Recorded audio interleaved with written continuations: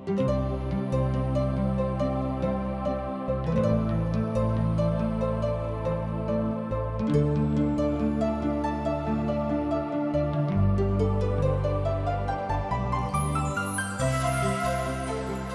सब TWR India का कार्यक्रम जिंदगी की राह देखतनी। ई एगो सोचल विचारल ढंग से बाइबल की पुस्तकन का अध्ययन हवे, जौना में बहुते सवालन का जवाब दिहल जाला, जैसे कि परमेश्वर के हमें, का परमेश्वर सचऊ हमार परवाह करेले, हमारी जिंदगी से परमेश्वर का इच्छा हवे। कृपा करके देखी सुनी ताकि परमेश्वर आपकी जिंदगी का रास्ता दिखावस। प्रिय मित्र, अध्याय 6 में हमनी के देखे के कि दाऊद ठीक या उचित कार्य के अनुचित ढंग से कर रहल बाड़े। ऐसन हमनी के भी जिंदगी में भी होला। हमनी के बहुते हाली सही कार्य के गलत ढंग से करे के भूल करी न जा। प्रिय मित्र, रउआ हमरा संगे आपन पवित्र शास्त्र बाइबल निकाल ली। हाँ, तो ओमे देखिए 2 शामुएल की किताब 6 अध्याय 1 पद से लेके 11 पद ए तरी से बखान कर रहल बा। सुनी, हम पढ़ रहल बानी। अब दाऊद इस्राएल के चुनल आदमी के फेन इकट्ठा कइले। ओहनी लोग 30,000 रहन। फिर दाऊद उठले और अपना साथ के सब लोग के संग यहूदा के बुला के ले अले, जौन की उनका नाम से परमेश्वर के वाचा के बक्सा ले आवे, जौन की उनका नाम से अर्थात करूबो पर विराजमान सेना सब के परमेश्वर यहोवा कहाले। उन्हीं लोग परमेश्वर की वाचा के बक्सा के नया गाड़ी पर चढ़ौले कि पहाड़ी पर स्थित अबीनदाब के घर से ला सके। अबीनदाब के बेटा उजा और अहयमो नया गाड़ी के हाकत रहन। उनका के परमेश्वर यहोवा के बक्सा के साथ अबीनदाब के घर से ले ले, जौन की पहाड़ी पर रहे। यो बक्सा के आगे चलत रहन। इस समय दाऊद और इस्राएल के पूरा घराना परमेश्वर यहोवा के सामने सनोवर के लकड़ी से बनल सब तरी के बाजा, बीना, सितार, टॉप, करताल, झांझ, सब प्रकार के बाजा बजा के खुशी मनावत रहले लोग। जब वो माकोन के खरिहान पर पहुंचले, तब उजा परमेश्वर के बक्सा के ओह हाथ बढ़ा के ओकरा के संभाल ले। दूसरा शब्द में कहल जाए, तब उजा परमेश्वर के बक्सा के और हाथ बढ़ा के ओकरा के संभाल ले, काहे कि बैल सब ठोकर खैले। तब परमेश्वर यहोवा के क्रोध उजा पर भड़क उठले और परमेश्वर उनका यह अनादर के कारण उनका के उहवे पर मरले, जौना से उहवे परमेश्वर के बक्सा के पास मुँह गइलन। उजा पर परमेश्वर यहोवा के यह प्रकोप के कारण दाऊद क्रोधित भइले, जौना से उ स्थान आज तक पेरे उजा कहाला। दाऊद ओह दिन परमेश्वर यहोवा से भयभीत भइले और उ कहले, अब परमेश्वर यहोवा के बक्सा हमरा किने कैसे आ सकी। अब परमेश्वर यहोवा के बक्सा के दाऊद अपना साथ दाऊद नगर ले जाए खातिर तैयार ना भइले। उ उनका के दूसरा ओर गतवासी ओबेद एपोद के घर ले गइलन। एह तरी परमेश्वर यहोवा के बक्सा गतवासी ओबेद एदोम के घर 3 महीना रहल और परमेश्वर यहोवा ओबेद एदोम तथा उनकर पूरा परिवार के आशीष दिहले। प्रिय मित्र, हम देख रहल बानी कि परमेश्वर के वाचा के बारे में दाऊद के मनसा बढ़िया बा, पर ऊ परमेश्वर के बतावल गोल नियम के अपेक्षा क के ओह बढ़िया कार्य के करे चाहताने। इस संबंध में परमेश्वर के नियम का रहे देखी गिनती के किताब 7 अध्याय 9 पद एह तरी से बता रहल बा। पर घाती सबके ऊ कुछौ न दिहले, काहे कि उनकर सेवा पवित्र चीज सब के रहे जौन की ओहनी लोग अपना कंधा पर उठा के ले जात रहले। प्रिय मित्र, लेवी गोत्र के कहाती वाचा के यह बक्सा के अपना कंधा पर उठाई हैं और ई नियम रहे परमेश्वर यहोवा के। दाऊद का करत रहन, दाऊद गाड़ी में रख के ले जात रहन, पर उजा ये नियम के अपेक्षा कैले और एकर परिणाम जानतनी का भइल, मृत्यु भइल। प्रिय मित्र, रउआ कहब कि एह बक्सा में ऐसन कौन चीज बा? प्रिय मित्र, ई बक्सा परमेश्वर के उपस्थिति के आभास दिलावत रहे, पर आगे चल के ई इस्राएली और ई परमेश्वर के बीच एगो बाधा बन गई, काहे कि ओहन लोग एकरे पर विश्वास करे लगले और ओहन लोग परमेश्वर यहोवा के त्याग दिहले लोग और उनकर वाचा और व्यवस्था के त्याग दिहले लोग और यह वाचा के बक्सा के उपासना करे लगले।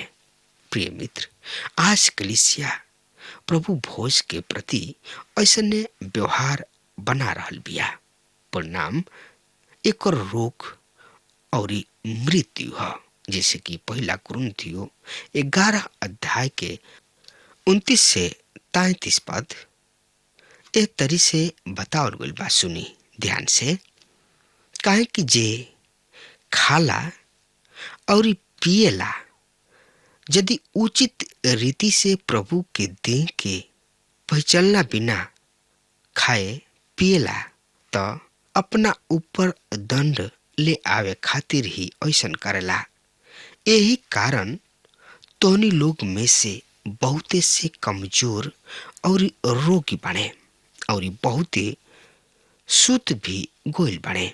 यदि हम अपना आप के ठीक से जांची जा तो दंड ना पैती, पर प्रभु के दंड हमने के ताड़ना करेला कि हम संसार के साथ दोषी ना ठहरावल जाई।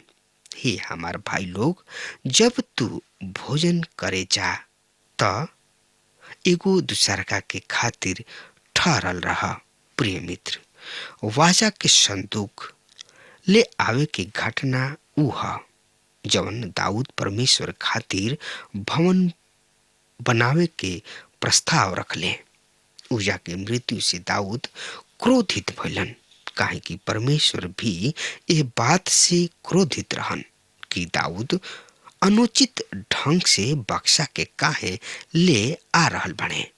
दाऊद भयभीत होके गतवासी ओबेद एदोम के घर भिजवा दिहले।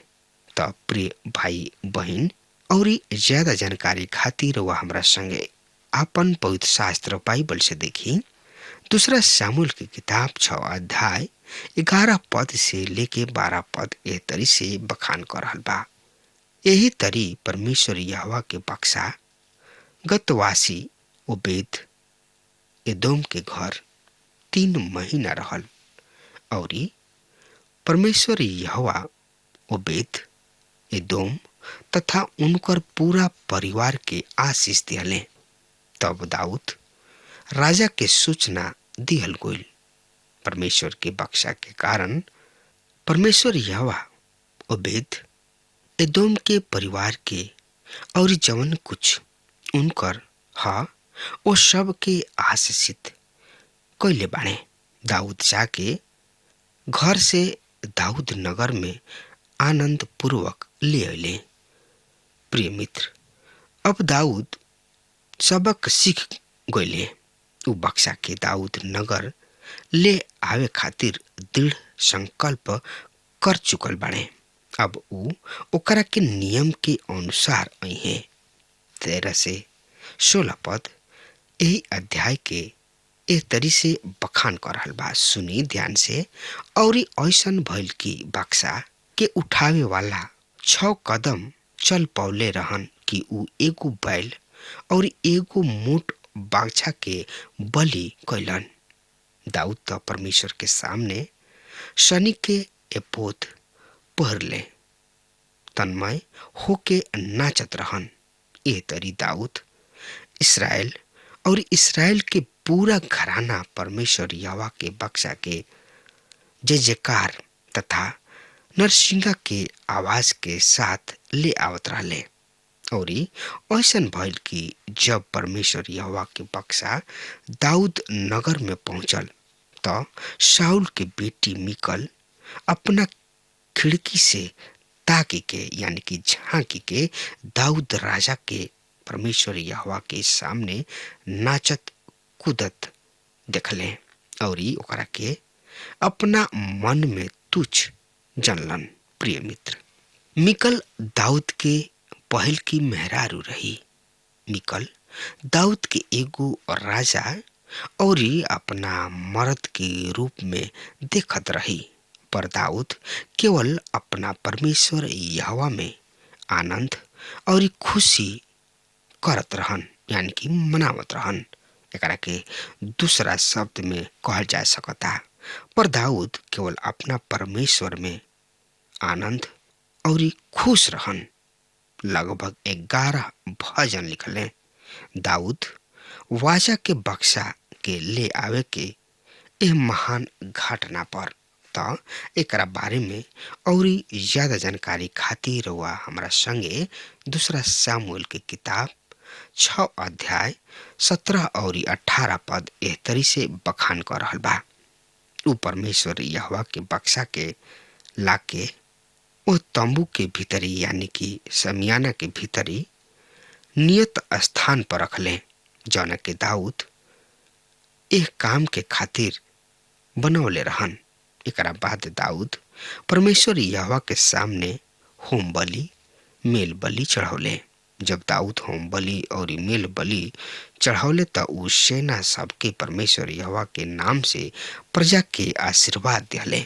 प्रिय मित्र, होम बलि प्रभु यीशु मसीह के व्यक्तित्व के बारे में बतावेला, जबकि मेल बलि उनका द्वारा कोयल गोल कार्य के बारे में बतावेला, अर्थात क्रूस पर उनका बलिदान के बारे में जेकरा द्वारा आदमी और परमेश्वर के मेल संभव भइल। यहाँ हम दाऊद और परमेश्वर के साथ उनकर अद्भुत संबंध के देखनी हजा। प्रिय भाई बहनी लोग, आई एक खाली और आपन पवित्र शास्त्र बाइबल से देखी। दूसरा सामुएल की किताब 6 अध्याय 19 पद से लेके 23 पद एह तरी से बता रहल बा। फिर वो सब लोग के इसराइल के सब समाज के प्रत्येक औरत और मर्द के एक एक रोटी तथा खजूर और किशमिश के एक एक गो टिकिया बटले। तब सब लोग अपना अपना घरे चली गइलन। पर जब दाऊद अपना परिवार के आशीर्वाद देवे खातिर लौटले, तब शाऊल के बेटी मिकल दाऊद से किले बहरी गोइली और बोलली, आज इसराइल के राजा अपना के ऐसन प्रतापी प्रकट कैले।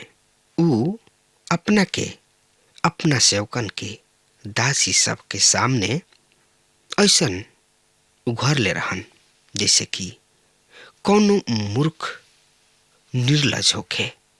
दाऊद मिकल से कहले, हम परमेश्वर के सामने ई कहनी जे तोहार बाबू तथा उनकर सब घराना के अपेक्षा हमरा के चुन ले कि परमेश्वर यहोवा के प्रजा इसराइल के ऊपर शासक नियुक्त करे। ऐसे हम परमेश्वर यहोवा के सामने खुशी मनाई। हम ऐसे भी अधिक तुच्छ बनब और खुद अपना नजर में नीचा ठहरब। पर जौना दासी सबके बारे में तू कहले बाड़ा उ तो हमार आदर करी। शाऊल के बेटी मिकल मुँह तक बिना बाल बचा के रही। प्रिय मित्र, 19 से 20 पद दाऊद के जवाब रहे। ये अध्याय के महत्वपूर्ण विषय है परमेश्वर के साथ दाऊद के संबंध। ऐसन रहे दाऊद के प्रेम परमेश्वर से। उ जानत रहन कि हमरा के राजा बनावे वाला हमार परमेश्वर यहोवा हमें। आज ऐसन बहुत लोग बाणे जौन की ई बात भूला जाले और परमेश्वर यहोवा के जोग धन्यवाद और स्तुति के भेंट चढ़ावे से मुकुर जाले।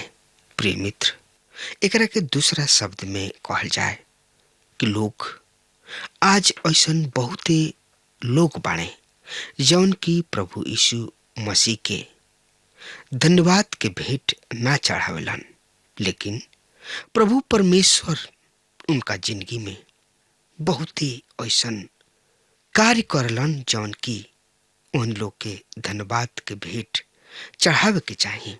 लेकिन प्रभु परमेश्वर कीने ना आवेला लोग। लेकिन दाऊद कहाँ रहलन और कहवा से कहाँ पहुंच गइलन। उ घूरा पर रहलन और चट्टान पर खड़ा हो गइलन। उ एगो झोपड़ी में रहन, उ राजमहल में आ गइलन। प्रभु के साथ चाहे केहू भी रहे विश्वास जोग प्रभु ओकरा के उठावेलन, अपना छाती से लगावलन, उनका के प्यार करलन। ऐसे अगर वो हमर बात सुन रहल बानी तो रउआ प्रभु के साथ रही, प्रभु में मगन रही, प्रभु में खुश रही, प्रभु में आनंदित रही। काहे कि प्रभु ही परमेश्वर हमें और परमेश्वर प्यार करे वाला हमें। ऐसे उ संकट में, परेशानी में, समस्या में ना छोड़ेलन। उ उबारलन, अपना छाती से लगावलन, दुलार करलन, प्यार करलन। ऐसे प्रभु के न्याय और प्रभु में लिपट जाई। काहे कि प्रभु हर समस्या के समाधान करे वाला हमें। प्रिय मित्र, अब हमार समय खत्म हो रहल बा। तब तक खातिर हमरा के आज्ञा देही। परमेश्वर रुआ बाल बचन के बहुत ही आशीष देस। आमीन। हमके विश्वास बा कि ई कार्यक्रम आप सब खातिर फायदेमंद सिद्ध भइल हुई। हम चाहतनी कि आप सब अपन अपन आशीष हमरों से बांटी। अगर आप सबके लगे बाइबल से चाहे आपकी निजी जिंदगी से क्यों सवाल होके, चाहे क्यों समस्या खातिर प्रार्थना करावे चाहतनी तो हमारी फोन नंबर पर जरूर संपर्क करें। परमेश्वर आप सबके बहुत आशीष प्रदान करें और आज का दिन आप खातिर सुखद बनावे।